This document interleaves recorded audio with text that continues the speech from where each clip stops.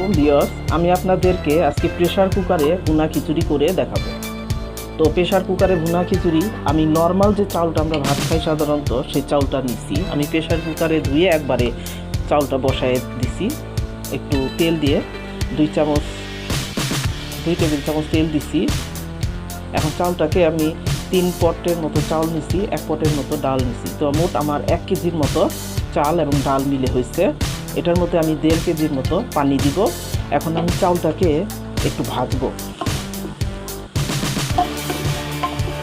এভাবে আমি একটু নেড়ে চেড়ে ভেজে নিব 2 মিনিট।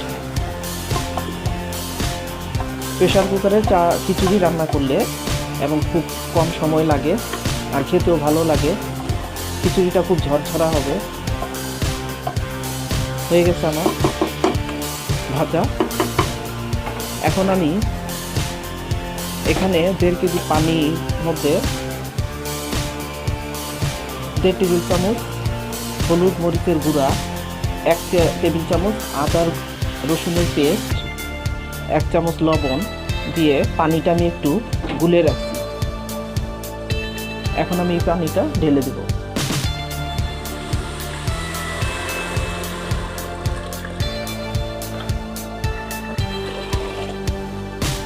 আমার চাল ডাল মিলে 1 কেজি, তাই আমি 1.5 কেজির মতো পানি দিলাম।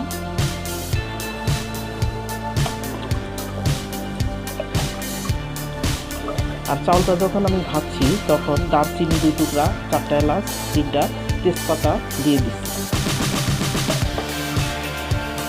এখন এইভাবে একটু নাড়াচাড়া করে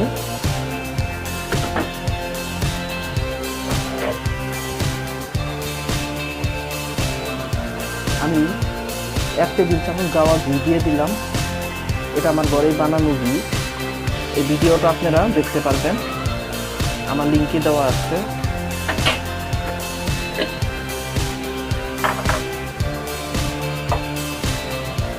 আমি আরও কিছু কয়েকটা কাঁচামরিচ দিয়ে দিলাম। আর গ্যাসটা পুরো দিলাম। এখন আমি লবণটা একটু টেস্ট করব।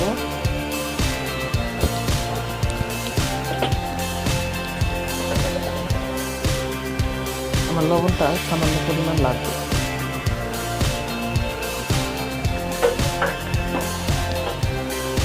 আমি টোটাল 1.5 টেবিল চামচ লবণ দিলাম। এখন সম্পূর্ণ আমার সব কিছু দেওয়া হয়ে গেছে। এখন আমি ঢাকনাটা দিয়ে